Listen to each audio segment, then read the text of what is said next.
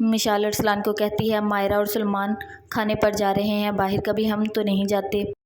ارسلان کہتا ہے کہ گئے تو تھے ہم تمہاری ماں کے گھر۔ مشال کہتی ہے وہ تو ہم سب کے ساتھ گئے تھے، اکیلے کبھی نہیں گئے۔ وہ کہتا ہے چلو تیار ہو جو ہم بھی چلتے ہیں۔ سلمان کا باپ کہتا ہے کہ یہ جو سب کچھ ہوا ہے اس میں میرا بھی حصہ ہے، میں نے بھی تمہیں مکہ مارا تھا تبھی جا کے یہ کام حل ہوا ہے۔ مائرہ سونے کی چڑیا، اسے سنبھال کر پیار سے رکھو۔ سلمان کہتا ہے ہاں میں بھی جانتا ہوں، اسی لیے شادی کی ہے۔ سلمان کہتا ہے آپ نے بھی باہر جانا، آپ پہلے بتا دیتے، آپ لوگ چلے جاتے گاڑی پر۔ سلمان کہتا ہے نہیں ہم بائک پر چلے جائیں گے، تم دونوں جاؤ گاڑی پر۔ سلمان مائرہ کو لے کر پھر چلا جاتا ہے۔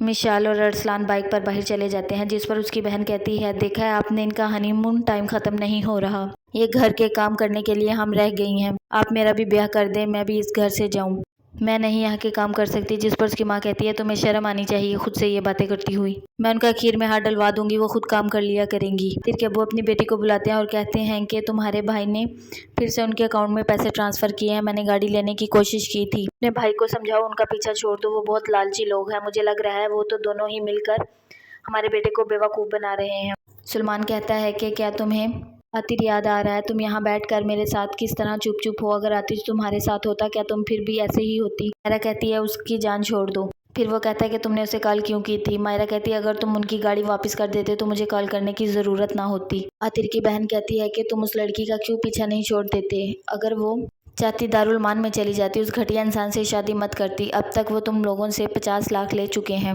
مجھے تو لگتا ہے کہ وہ دونوں مل کر تمہیں بیوقوف بنا رہے ہیں اور پیسہ لوٹ رہے ہیں۔ عاطر کہتا ہے کہ آپ کو واقعی ایسا لگتا ہے؟ مشال اور ارسلان پلاننگ کر رہے ہوتے ہیں ہمارے بچے ہوں گے تو ہم یہ نام رکھیں گے۔